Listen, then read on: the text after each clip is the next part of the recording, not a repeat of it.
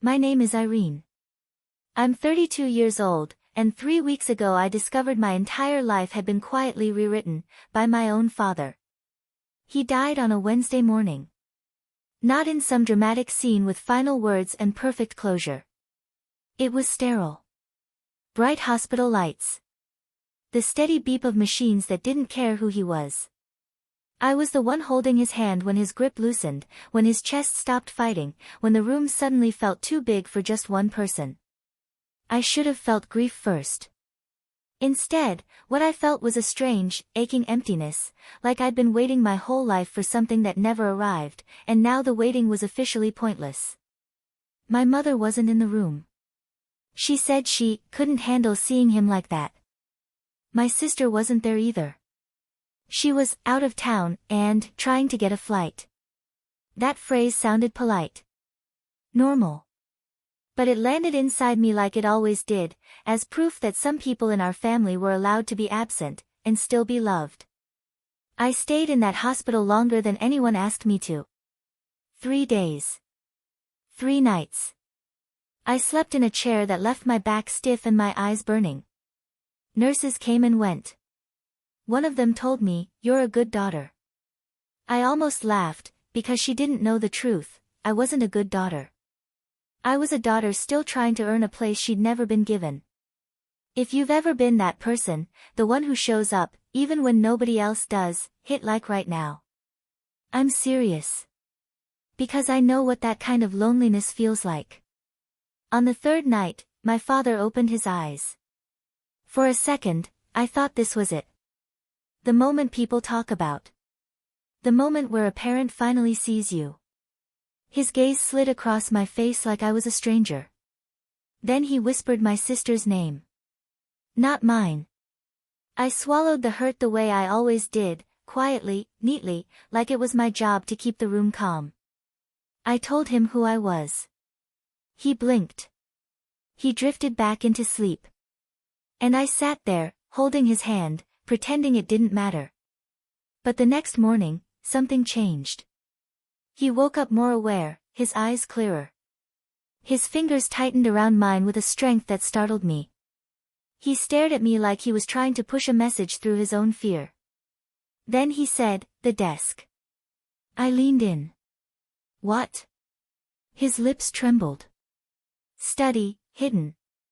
His breathing turned rough, like his lungs were filling with something heavy. I called for a nurse. The monitors sped up. The room flooded with movement, gloved hands, urgent voices, someone pulling me backward while I tried to keep hold of him.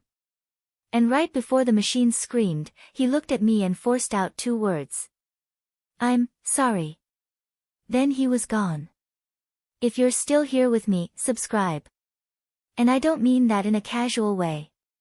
Subscribe if you want the full truth of how a family can build an entire life around one lie, because what I found next was worse than the will. Worse than the money. Worse than being forgotten. 3 days after the funeral, we gathered in a lawyer's office. It smelled like leather chairs and old paperwork. Relatives I barely knew sat around a long table like they belonged there. My mother sat at the head like a queen in mourning. My sister sat beside her, calm and polished, like the ending had already been promised to her. The lawyer began reading. My mother received property and support. My sister received the house, the accounts, the investments, and everything that looked like a legacy. Then he paused and said my name. The room went still. To my daughter, Irene, he read, "I leave the sum of $1. Somebody made a sound, half laugh, half cough, then swallowed it. Eyes flicked to me and away again, like my humiliation was impolite to witness for too long. I stared at the table, waiting for the second page. Waiting for the "and also."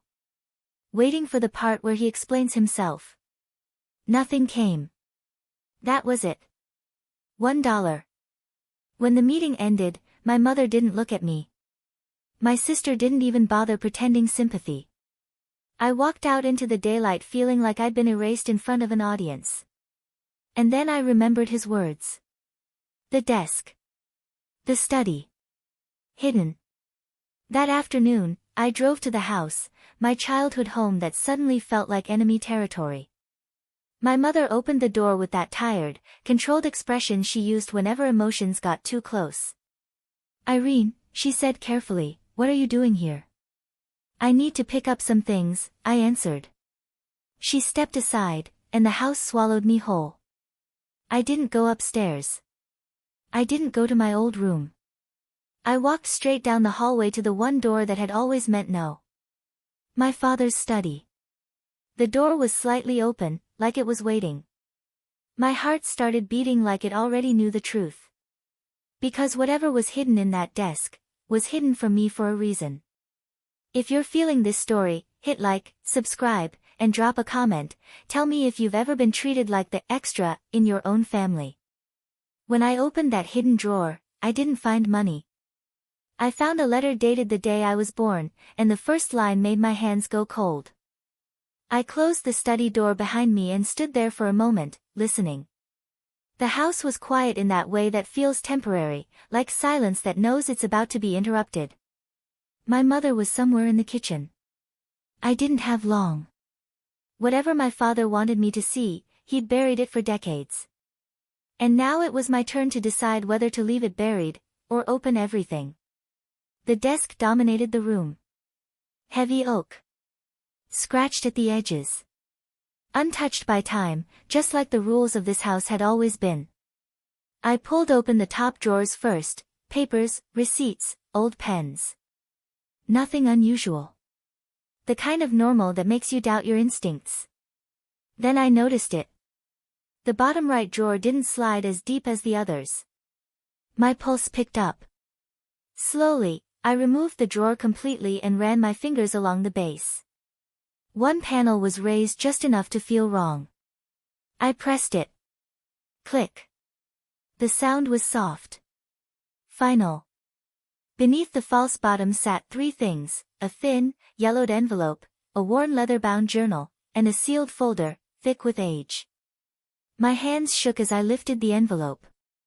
Written on the front, in my father's unmistakable handwriting, was a date. The day I was born. Before I opened it, I need you to pause with me for a second. If you're watching this and something in your gut is telling you this story matters, hit like now. And if you haven't subscribed yet, do it, because this is where everything changes. I unfolded the letter carefully. The paper crackled like it resented being touched. The first line punched the air out of my lungs. I never wanted another daughter. I stared at the words, my vision blurring, my chest tightening like it was being crushed from the inside. I kept reading. He wrote about how one child was enough. How a second would dilute resources. How everything he had planned, money, attention, opportunities, belonged to my sister alone. About me, he wrote like I was a mistake that had to be managed. If she must exist, she will take nothing. My legs gave out. I sat on the floor with my back against the desk, the letters shaking in my hands. At 32 years old, I was reading proof that the distance I'd felt my entire life wasn't imagined. It was engineered. This wasn't neglect. It was strategy. The letter went on to explain rules, boundaries he had set long before I could speak. I would be allowed safety, shelter, and structure. But never excess. Never choice. Never comparison. Every time I'd wondered why I was treated differently. Every time I told myself I was being dramatic. Every time I swallowed disappointment and called it maturity. This letter explained all of it. I wiped my face with my sleeve and reached for the journal next. Thick. Heavy. Years of entries. My father's handwriting filled every page, neat and deliberate, like he wanted history to agree with him. I flipped it open at random. An entry from my childhood. He wrote about me asking for lessons, something creative, something I loved. He wrote about shutting it down. About how wanting more needed to be corrected early. Another entry. He wrote about college. About steering me towards something practical. About reminding me what would happen if I ever tried to leave. I turned page after page, My hands moving faster, my breathing uneven. This wasn't one bad moment. It was 32 years of documentation. If this is hitting close to home, please, drop a comment. You don't have to explain everything. Just write, I see it. Because I promise you, I do too. I heard movement in the hallway. My mother's footsteps. Panic snapped me back into my body. I gathered everything, the letter, the journal, the sealed folder, and shoved them into my bag. I slipped out the back door without a sound, my heart pounding so loudly I was sure it would give me away. I didn't stop driving until I reached my apartment. It was past midnight when I finally sat on my bed and opened the sealed folder. Inside was a legal document. Old. Carefully preserved. I read the heading once. Then again. It was a will. Not my father's. My grandfather's. The will my father claimed had been lost. And as I read it, my hands started to shake all over again, because it said something that shattered everything I thought I knew. According to this document, nothing my father owned was ever fully his to give away. And according to this will, I was never supposed to get $1. I was supposed to get everything my sister did.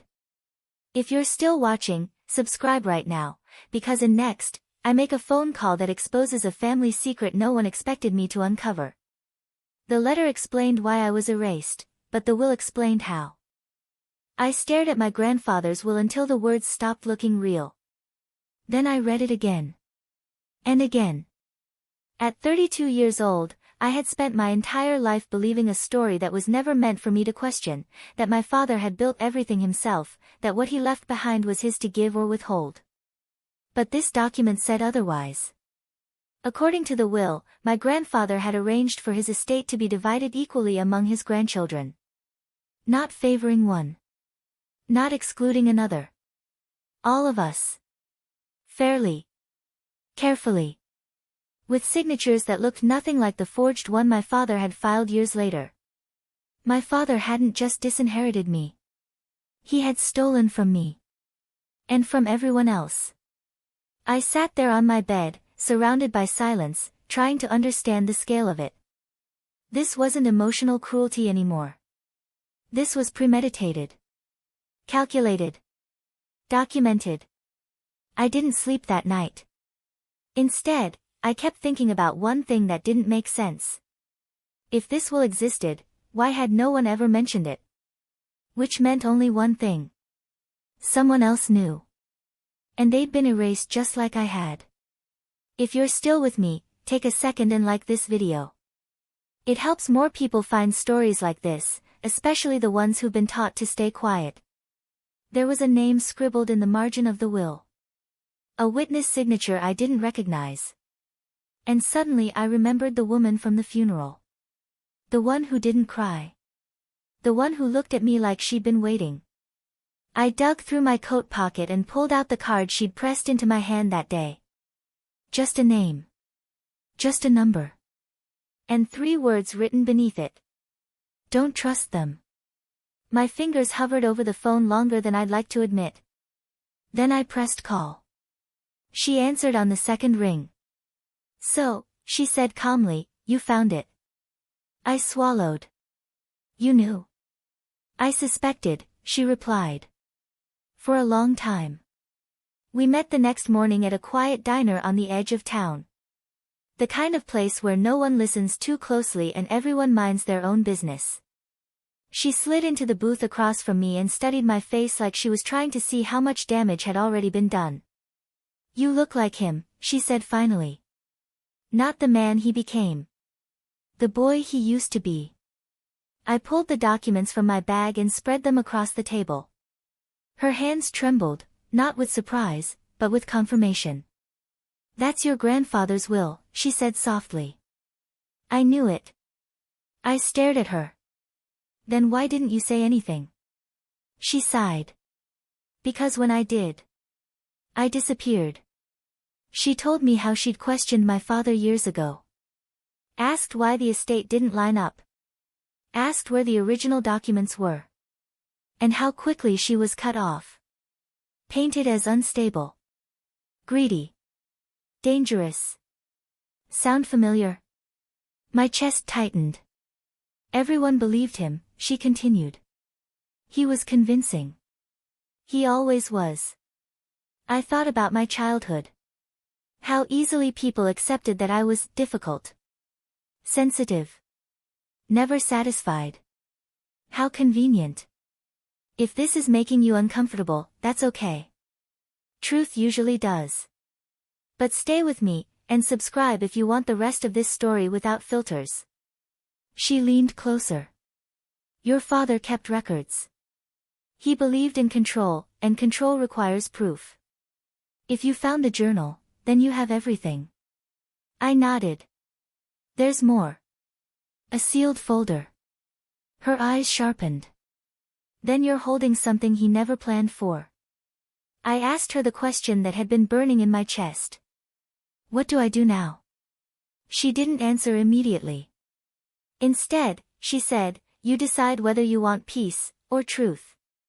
I thought about the way my sister had looked at the will reading. Calm. Certain. Untouchable. I thought about my mother's silence.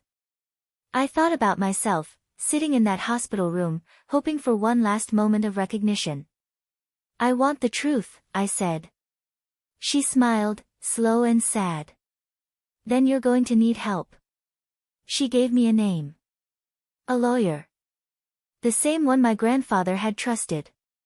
The same one my father claimed had vanished years ago. He didn't vanish, she said. He was pushed. That afternoon, I sat in my car outside the lawyer's office, staring at the door like it might bite me if I went inside. At 32, I had spent my whole life being told to stay small, stay grateful, stay quiet. Walking through that door felt like breaking a rule written before I was born. My phone buzzed. A message from my sister. We need to talk. I'm hearing things. I didn't reply.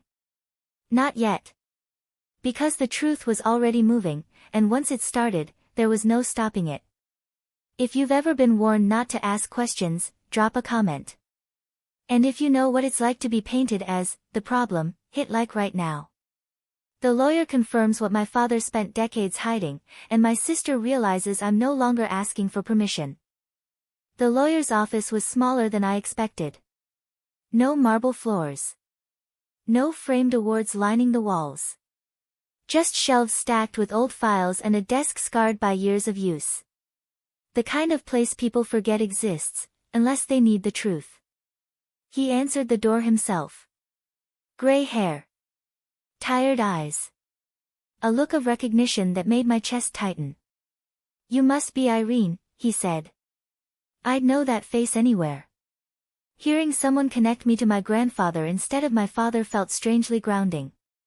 We sat across from each other in silence while I placed the documents on his desk, the letter, the journal, the will. He didn't rush. He touched the pages like they were fragile, like they mattered. When he reached the will, his hands stopped. This, he said quietly, is real. The words landed heavier than I expected. You're sure?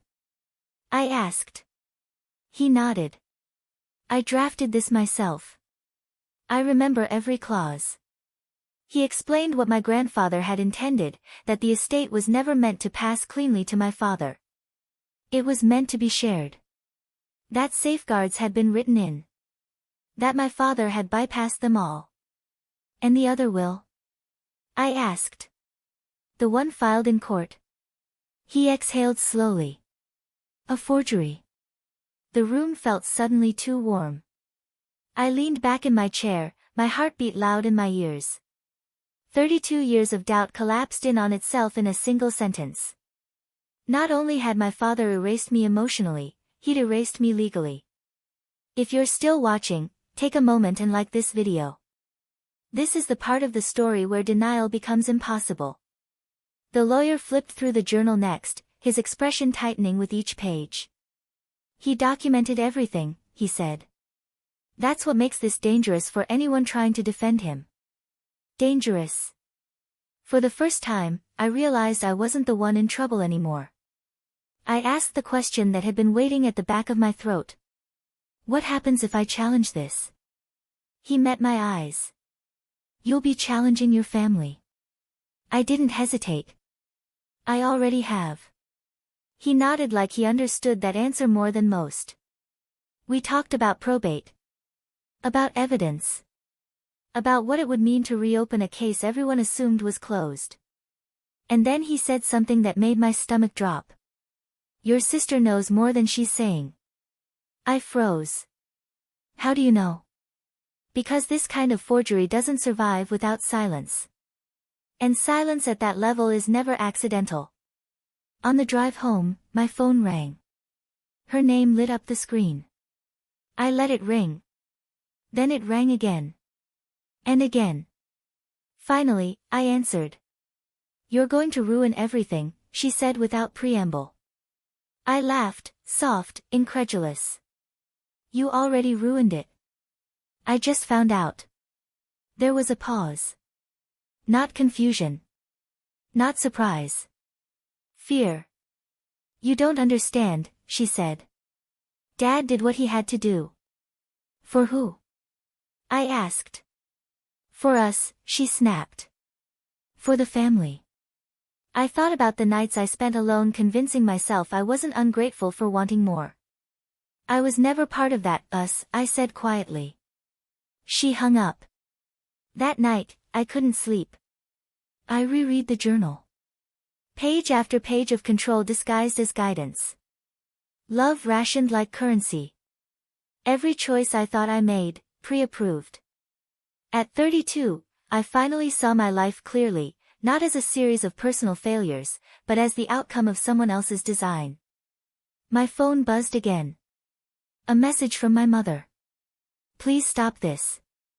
You're hurting people. I stared at the screen for a long time. Then I typed back. I was hurting long before this. You just didn't want to see it. If this story feels heavy, it's because it is. But stay with me, and subscribe if you want to see what happens when truth meets resistance. Because the next step wasn't legal. It was personal. The lawyer filed the challenge the next morning. And within hours, my name started circulating in family group chats I'd been excluded from for years. Suddenly, everyone wanted to talk. Everyone wanted to explain. Everyone wanted me to be quiet again. But silence was no longer an option.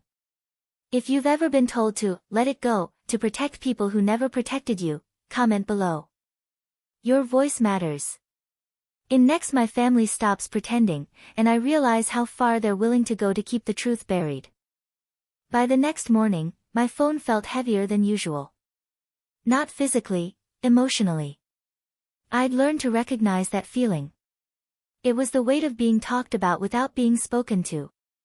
The weight of knowing decisions were being made around me, not with me.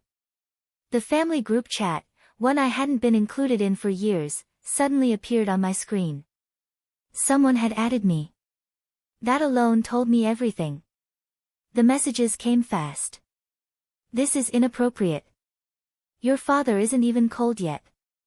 You're embarrassing us. Why can't you just let things be? Not one message asked if I was okay. Not one asked why I was doing this. They weren't curious. They were defensive. And defense, I was learning, usually meant guilt. If this already sounds familiar, pause for a second and like this video. People who've lived this story recognize it instantly. Then my mother called. I almost didn't answer.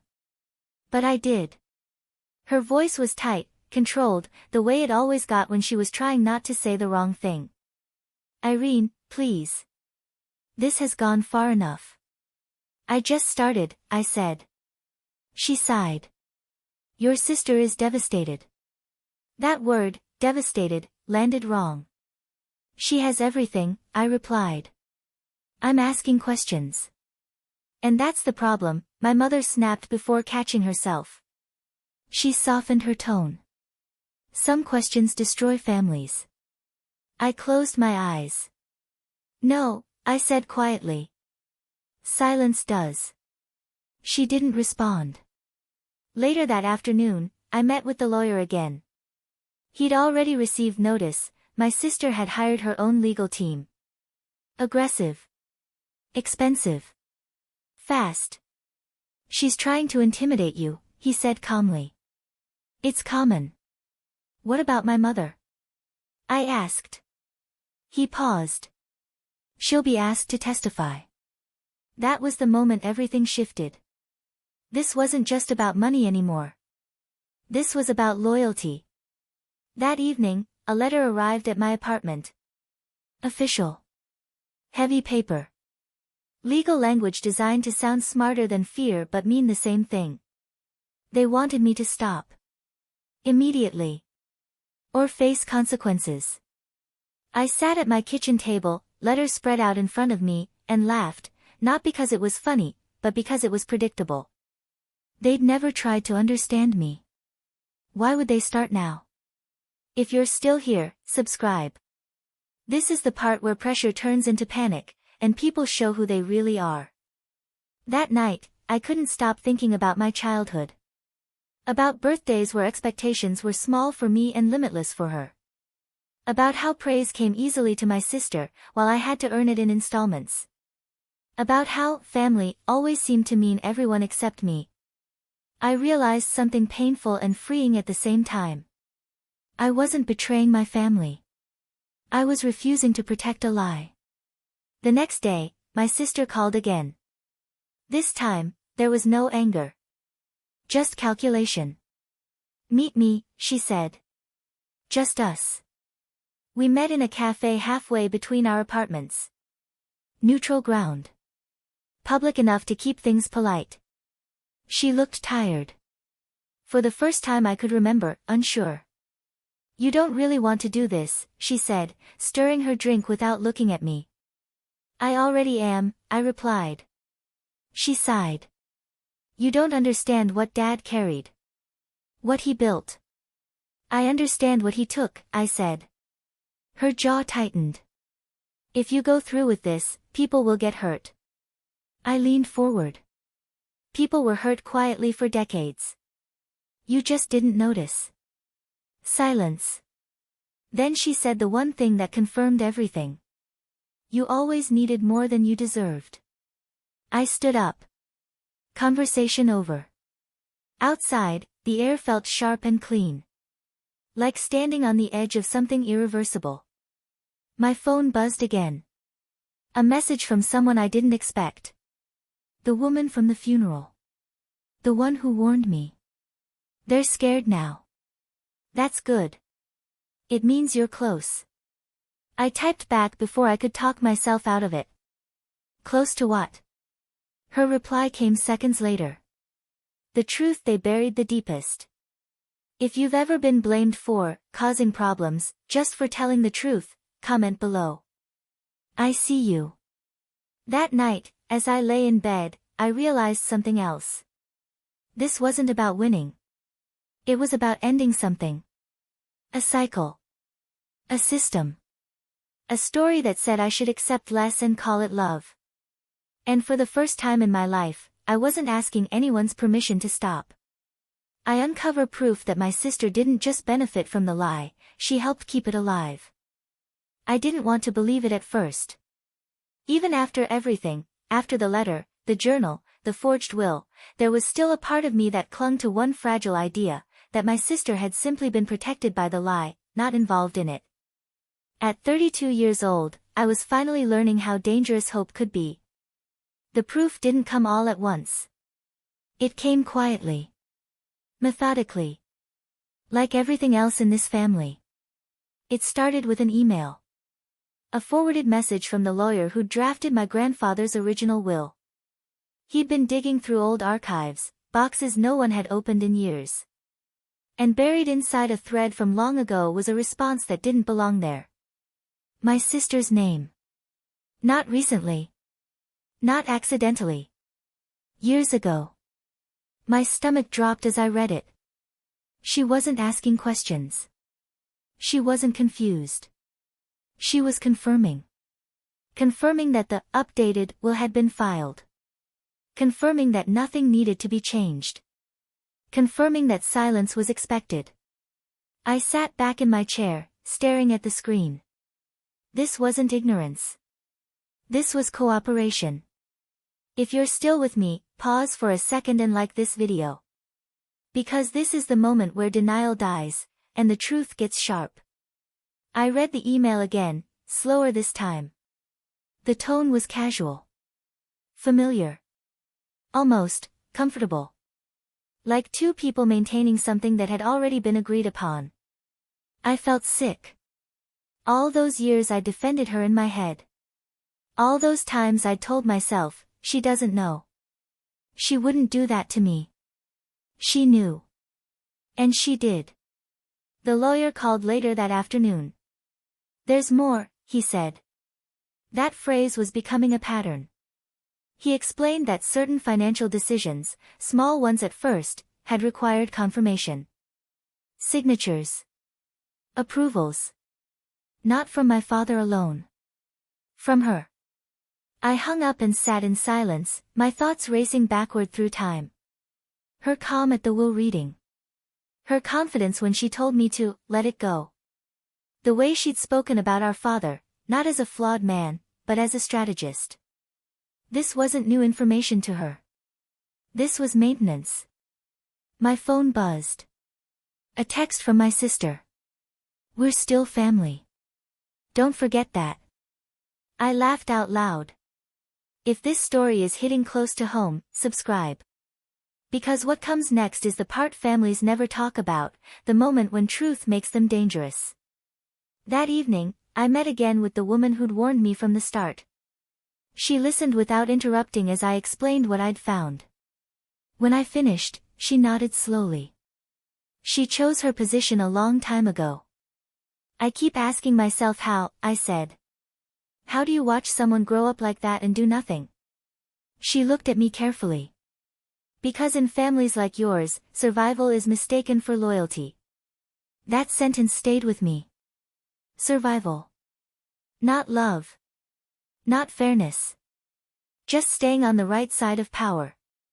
At 32, I realized I'd never been competing with my sister. I'd been surviving something she was benefiting from. The next morning, my mother showed up at my apartment. Unannounced. She looked smaller somehow. Tired. Like the weight of holding everything together was finally slipping. "I know you found something," she said. I didn't answer. She sat down slowly. "Your sister is scared." That again. Fear, for the one who'd always landed safely. "Did you know?"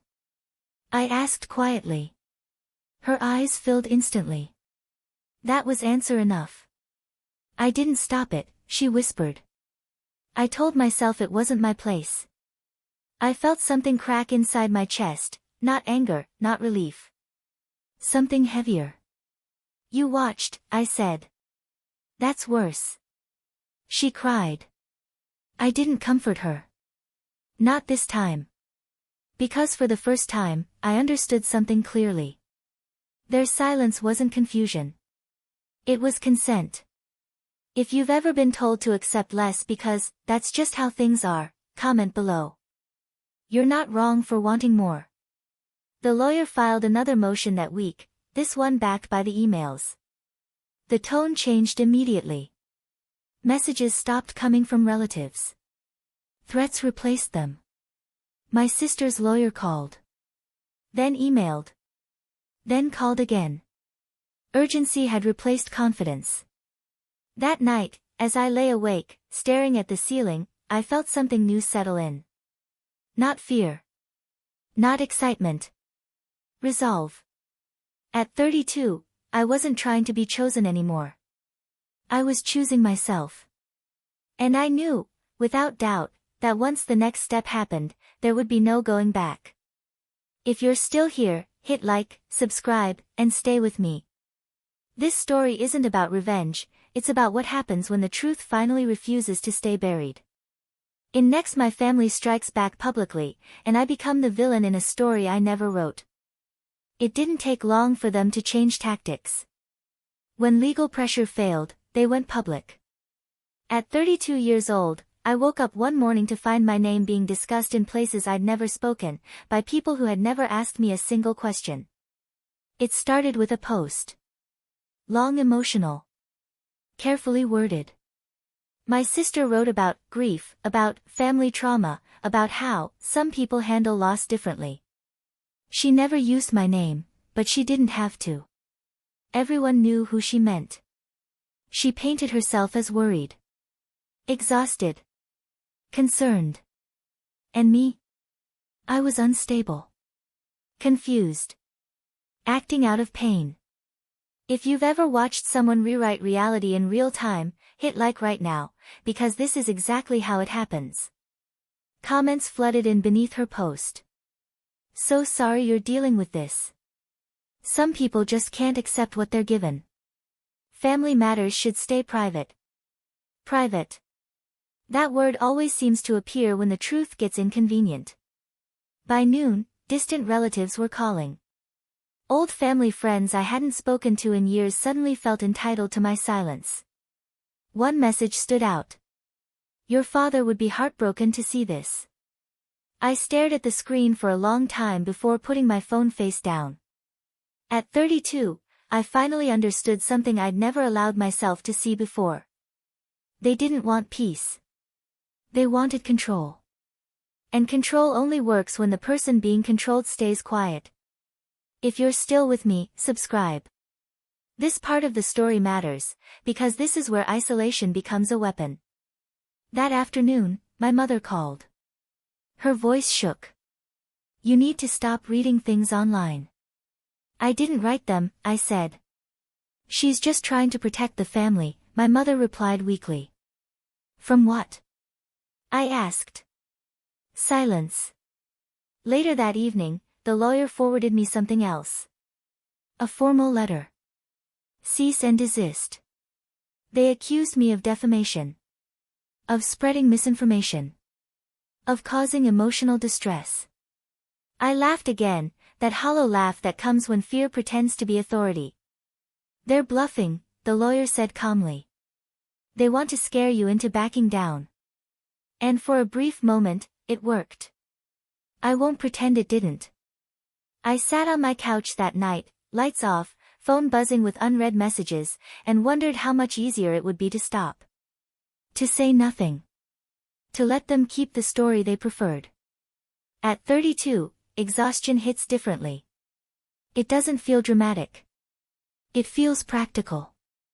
You could end this, a voice whispered. Just walk away.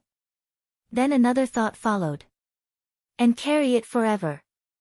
If you've ever been tempted to choose silence just to survive, comment below. You're not weak for feeling that way.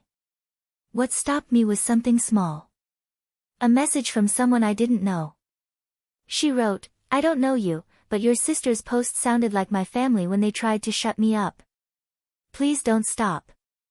I read it 3 times. Strangers could see what my own family refused to acknowledge. That night, I posted for the first time. Not a rant. Not an attack. Just the truth. I didn't name names. I didn't accuse. I shared documents, redacted, verified. I shared timelines. I shared facts. And I ended with one sentence. I'm not destroying my family. I'm refusing to lie for it. Within minutes, the tone shifted. Questions replaced sympathy. People started asking why instead of what. The next morning, my sister called. Her voice was sharp. Panicked. Take it down. No, I said. You're humiliating us. I was humiliated quietly for decades, I replied. She hung up. That was when I knew. The narrative was slipping out of her control. I wasn't just defending myself anymore, I was exposing a system that only worked in the dark. The lawyer called later that day. They want mediation, he said. I closed my eyes. Mediation meant one thing. They were scared. If you're still watching, hit like, subscribe, and stay right here. What comes next isn't loud, but it changes everything. Mediation forces a confession no one planned to make, and I finally hear the words I waited 32 years for. The mediation room was smaller than the courtroom would have been, but it felt heavier. Neutral walls. Neutral chairs. Neutral words printed on folders that pretended this was just another disagreement, not the collision of 32 years of silence. I walked into that room knowing something important: people only ask for mediation when they're no longer sure they'll win. My sister was already there. She didn't look like the version from her posts. No perfect posture. No controlled smile. Just tight shoulders and eyes that kept darting toward the door, like she was calculating exits. My mother sat beside her, hands folded so tightly her knuckles were white. No one spoke when I entered. The mediator cleared his throat and explained the rules. Respect. One person at a time. Focus on resolution. Resolution. I almost smiled at the irony. If this story is gripping you right now, like this video, you're witnessing the moment where power shifts. They let my sister speak first. She talked about grief. About pressure. About how things got out of hand. She never once said my name directly. Just, this situation. Just, misunderstandings. I listened quietly. Then it was my turn. I didn't raise my voice. I didn't dramatize anything. I laid out facts, dates, documents, timelines. The journal. The will. The emails. I watched the mediator's expression change from polite to focused. And then something unexpected happened. My sister interrupted. Fine, she said suddenly. You want honesty? The room went still. She turned to me, eyes glassy, voice shaking, but not with guilt. With fear. I knew, she said. I knew years ago. There it was. The sentence that split the air open. I didn't feel the relief I thought I would. I felt clarity. How long? I asked. She swallowed. Long enough. My mother made a sound, half sob, half gasp. The mediator looked stunned. Are you saying you were aware of the irregularities in the estate documents? My sister nodded. Slowly. Defeated. I didn't create them, she said quickly. Dad did. He told me it was handled. That it was necessary. Necessary. I leaned forward. Necessary for who? She didn't answer. If you're still watching, subscribe. This is the part families hope never happens, the moment the lie collapses from the inside. The mediator asked my mother to speak. She hesitated, then looked at me the way she should have years ago, like she was seeing the damage clearly for the first time. I knew he treated her differently, she said quietly. I told myself it wasn't that bad. I didn't interrupt. I told myself it was temporary, she continued. I told myself I was protecting everyone. Her voice broke. I didn't protect her. The room was silent. At 32, I realized something painful and freeing all at once. They weren't monsters. They were cowards. And cowardice had shaped my entire life. The mediator cleared his throat again. Given this admission, we need to discuss next steps. My sister looked at me, desperation finally breaking through her composure. We can fix this, she said. Privately. We can make you whole. Make you whole. As if money could retroactively teach a child she mattered. I'm not here to be paid off, I said calmly. I'm here because the truth exists now. You don't get to negotiate it away. Her face crumpled. For the first time, she looked like someone who had never learned how to stand without being chosen. If you've ever watched someone realize their privilege didn't make them strong, comment below. These moments matter. The mediator ended the session early. Outside, my sister grabbed my arm. Please, she whispered. If this goes public, I lose everything. I gently removed her hand. I lost myself, I said. And no one begged for me. I walked away without looking back. That night, my phone stayed silent. No threats. No accusations. No posts. Just quiet. The lawyer called the next morning. They're preparing for court, he said. So are we. I looked out my window at a city that suddenly felt larger, like the world had expanded now that I wasn't shrinking inside it. I wasn't chasing validation anymore. I was standing in truth. And the next step would force everyone else to do the same. If you're still here, hit like, subscribe, and stay with me. What happens next isn't about emotion, it's about consequences. The courtroom decides what truth costs, and who finally has to pay for it. The courtroom felt colder than I expected. Not physically, emotionally. Like a place where feelings were stripped away and reduced to facts, timelines, and proof. At 32 years old, I'd never been inside one before, but I understood immediately why people fear it. This room doesn't care who you meant to be. Only what you did. My lawyer and I sat at one table. Across from us, my sister's legal team arranged their papers with practiced precision. She sat between them, shoulders tense, eyes fixed straight ahead. My mother wasn't there. I wasn't surprised. If this story is still holding you, like this video. Courtrooms don't usually deliver justice, they reveal it. The judge entered. Everyone stood. Everyone sat. And then it began. My lawyer spoke first. Calm. Methodical. No emotion. Just structure. He presented the will, my grandfather's original will, verified. He presented the forged document that replaced it. He presented handwriting analysis, timelines, and corroborating records. Each piece clicked into place like a puzzle that had been waiting decades to be solved. Then came the journal. Page after page of my father's own words, entered into evidence. Not accusations. Confessions. The judge listened without interruption.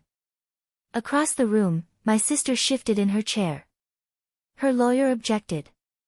Reframed. Tried to soften language. But facts don't soften. If you've ever watched someone lose control of a narrative they spent years protecting, subscribe. This is where it happens. Then my sister was called to testify. She stood slowly, smoothing her jacket like it might protect her.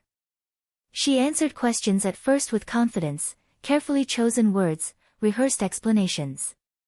Until the emails were introduced. The ones showing she knew. The ones confirming her silence. The courtroom changed. Her voice wavered. Her answers shortened. When asked directly whether she was aware of the forged will before it was filed, she hesitated too long. Yes, she said finally. I knew. A murmur rippled through the room. I expected to feel triumph. Instead, I felt something closer to grief, for the sister I thought I had, not the one standing there. She explained herself. Pressure. Loyalty. Fear of losing everything. No one interrupted. No one defended. Because excuses don't undo harm. The judge took notes. Then my lawyer asked one final question. Did you ever tell your sister the truth? My sister looked at me for the first time that day. No, she said. That was it. No justification left. If this moment resonates with you, drop a comment. Silence hurts more than honesty ever will. The defense rested. The judge called a recess. I stepped into the hallway, my legs unsteady. Not from fear, but from the release of carrying something too heavy for too long. I wasn't fighting anymore. I was witnessing. When we returned, the judge spoke without theatrics. He summarized the evidence. The fraud. The concealment. The complicity. Then he said the words I didn't know I'd been waiting to hear. The court finds that the filed will is invalid. My breath caught. The original will shall be reinstated. Relief washed over me, not loud, not dramatic. Quiet. Solid. Real. But the judge wasn't finished. Further proceedings will determine restitution and accountability. Accountability. That word echoed. Court adjourned. People stood. Papers shuffled. Conversations buzzed. My sister remained seated. I didn't approach her. I didn't need to. Outside, cameras waited. Questions shouted. I walked past them. This story was never about spectacle. It was about truth catching up. If you're still here, like and subscribe. We're close now, but not finished. Because court rulings don't heal families. They expose them. That evening, I sat alone in my apartment, the city lights blinking like a different world was waiting. I finally understood something important. Justice isn't loud. It's steady. And once it starts, it doesn't stop where you expect. My phone buzzed. A message from my sister. Can we talk? I stared at it for a long time. Then I set the phone down. Because the next conversation wasn't about documents. It was about truth, and whether she could finally face it without hiding. If you've ever waited years for someone to finally admit what they did, hit like. Your patience matters. In Next, the verdict changes everything, and I learned that winning doesn't feel the way people think it does. Winning didn't feel the way I thought it would. There was no rush. No celebration. No sudden sense of justice snapping everything into place. I walked out of the courthouse with a ruling in my favor and felt quiet. Heavy, but lighter at the same time. People think vindication feels like triumph. Like applause. Like the world finally admitting you were right. It doesn't. It feels like standing in the aftermath of a storm, staring at what's been destroyed and realizing you still have to decide what to build next. If you're still watching, like this video. This part matters more than the verdict itself. The ruling traveled fast. Family members who hadn't spoken to me in years suddenly found reasons to reach out. Messages shifted in tone, no longer accusatory, but cautious. Curious. Some apologetic. Some pretending nothing had happened at all. My phone buzzed constantly. I didn't answer most of them. I'd finally learned the difference between reconciliation and convenience. The lawyer called a few days later. The estate would be redistributed according to my grandfather's will. There would be financial adjustments. Legal consequences. Processes that would take time. But the decision itself was final. You did this, he said. You stood your ground. I thanked him, but the words felt strange in my mouth. Because it didn't feel like I'd won. It felt like I'd survived. My mother came to see me that weekend. She stood in my doorway like she wasn't sure she was welcome. No rehearsed speech. No attempt to control the moment. Just exhaustion. I listened to the ruling, she said quietly. I nodded. She sat down on the edge of my couch, hands folded, staring at the floor. I thought once it was over, things would feel better. They don't, I said. She looked up at me then, eyes full of regret she didn't know how to use. I failed you. The words hung between us. Hearing them didn't fix anything, but it mattered. I didn't know how to protect you, she continued. I told myself you were strong enough. I swallowed. I shouldn't have had to be. She nodded slowly, like that truth was finally sinking in. If you've ever been called strong when what you needed was support, comment below. You're not alone. She reached for my hand and stopped halfway, like she was asking permission. I let her. It wasn't forgiveness. It was acknowledgement. My sister didn't come. She sent a message instead. I never meant to hurt you. I read it once. Then again. Meaning never mattered as much as choice. I didn't reply. Not because I hated her, but because silence, for once, wasn't mine to carry. If you're still here, subscribe. The story doesn't end with a verdict, it changes shape. Weeks passed. The noise faded. And something unexpected happened. I started to feel space. Not emptiness. Space. Space to think without bracing myself. Space to imagine a future not defined by comparison. I realized how much energy I'd spent just existing inside someone else's expectations. The money came through eventually. Enough to change my circumstances, but not my identity. And that was the part that surprised me most. It wasn't the financial shift that mattered. It was the permission I finally gave myself. Permission to stop explaining. Permission to stop proving. Permission to stop waiting. One evening, sitting alone in my apartment, I opened my laptop and started writing, not evidence, not statements. Plans. Things I wanted. Things I'd postponed because they felt impractical. For the first time, I didn't hear my father's voice in my head telling me what I wasn't allowed to want. If this resonates with you, hit like. Growth often begins quietly. My phone buzzed again. Another message from my sister. Longer this time. Apologetic. Defensive. Conflicted. I closed it without reading all the way through. Because the next chapter wasn't about her anymore. It was about me. And I wasn't ready to let the past dictate the terms of my future. I finally understood this. Justice closes one door. Healing opens another. And walking through it requires something far harder than anger. It requires honesty, with yourself.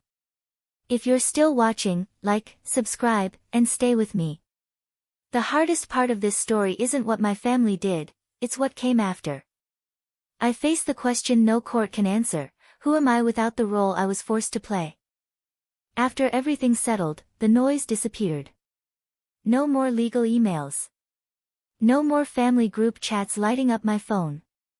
No more urgent messages demanding explanations I'd already given 100 times. The quiet that followed wasn't peaceful at first. I realized something unsettling. Conflict had filled so much of my life that silence felt unfamiliar. Almost unsafe. Like I was waiting for something else to break. But nothing did. Days passed. Then weeks. And in that space, a question I'd never allowed myself to ask began to surface. Who am I, when I'm not reacting?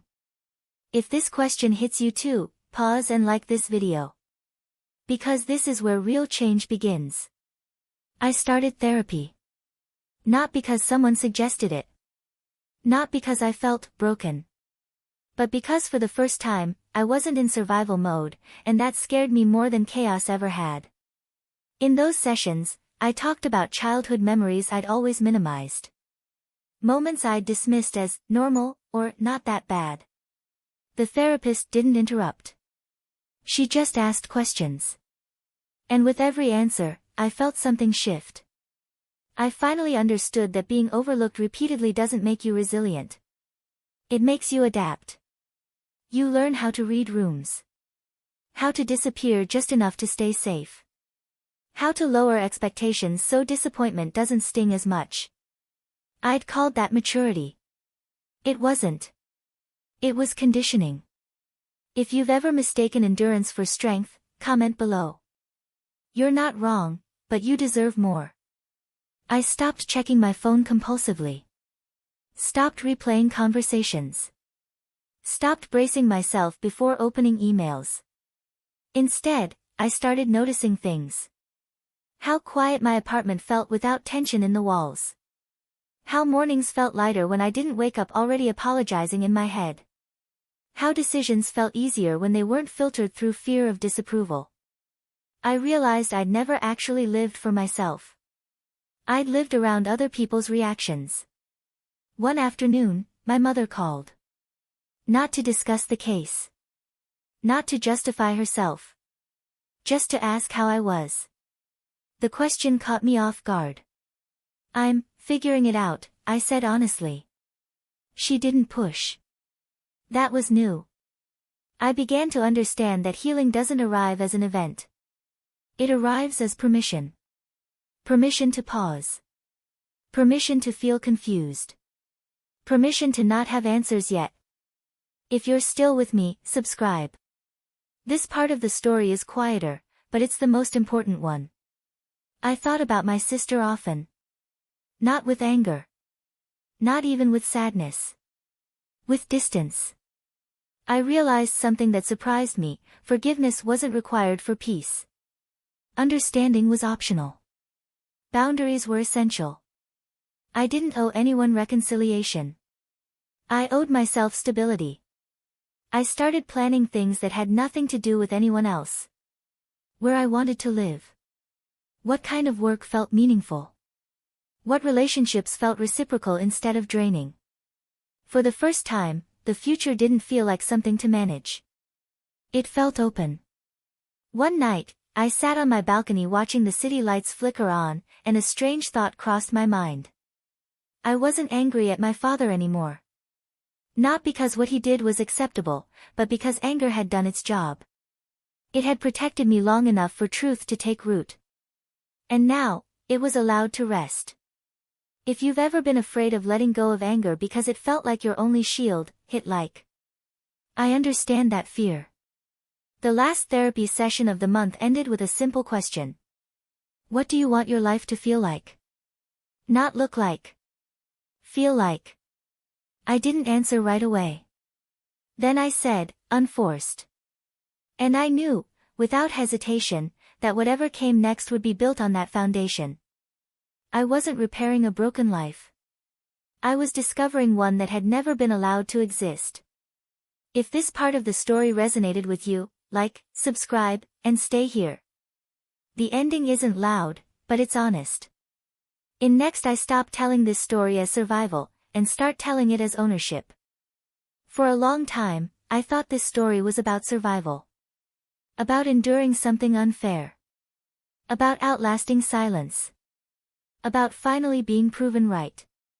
But at 32 years old, I understand now, that was only the beginning. Survival is what you do when you're trapped inside someone else's version of you. Ownership is what comes after. The weeks following everything didn't bring fireworks or dramatic transformation. They brought something quieter, and far more powerful. Choice. I chose what to respond to. I chose what to ignore. I chose who had access to me, and who didn't. That might not sound revolutionary, but for someone who spent a lifetime adjusting herself to fit into a space never meant for her, it was everything. If you've stayed with me this long, like this video. Not for the algorithm, for yourself. Because staying means something resonated. I stopped explaining my past to people who wanted neat conclusions. Some stories don't resolve cleanly. Some families don't heal on a timeline that makes sense to outsiders. And that's okay. My mother and I speak occasionally now. Carefully. Honestly. Without pretending the past didn't happen. It's not perfect. It's not rewritten. But it's real. My sister and I don't speak. Not because I'm punishing her. Not because I'm holding a grudge. But because distance is sometimes the healthiest boundary. I've learned that forgiveness is not access. Compassion is not compliance. And peace doesn't require everyone to understand your decision. If this sentence hits you, comment below. You're not cold, you're protecting yourself. The money, people always ask about that. Yes, it helped. It changed my circumstances. It removed pressures I didn't even realize were crushing me. But it didn't give me confidence. Confidence came from something else entirely. It came from seeing my life clearly for the first time and realizing I wasn't defective, I was restricted. I wasn't unlovable, I was unmanaged by design. I wasn't difficult, I was inconvenient to a system that required silence. That understanding changed how I walk through the world now. I take up space without apologizing. I say no without rehearsing. I choose joy without justifying it. I'm no longer waiting to be chosen. I choose myself, daily. If you've ever felt like the extra in your own story, subscribe. There are more people like us than you think. I still think about that letter sometimes, the one written before I ever had a voice. My father believed that words on paper could determine a lifetime. He was wrong. What determines a life is what you do when the truth finally finds you. You can shrink back into the shape you were forced into. Or you can step forward, awkward, uncertain, and free. I chose the second. Not because it was easy, but because it was mine. This story isn't about revenge. It's not about winning. And it's not about tearing anyone down. It's about refusing to disappear. It's about a 32-year-old woman who stopped asking for permission to exist. And if there's one thing I hope you take from this, it's this. Your worth was never negotiable. Your silence was never required. And the moment you decide to step into your own life, everything changes. If this story meant something to you, hit like, subscribe, and leave a comment. Even one word is enough. Let me know you're here. Let me know you're choosing yourself too. Because this isn't just my ending. It's an invitation.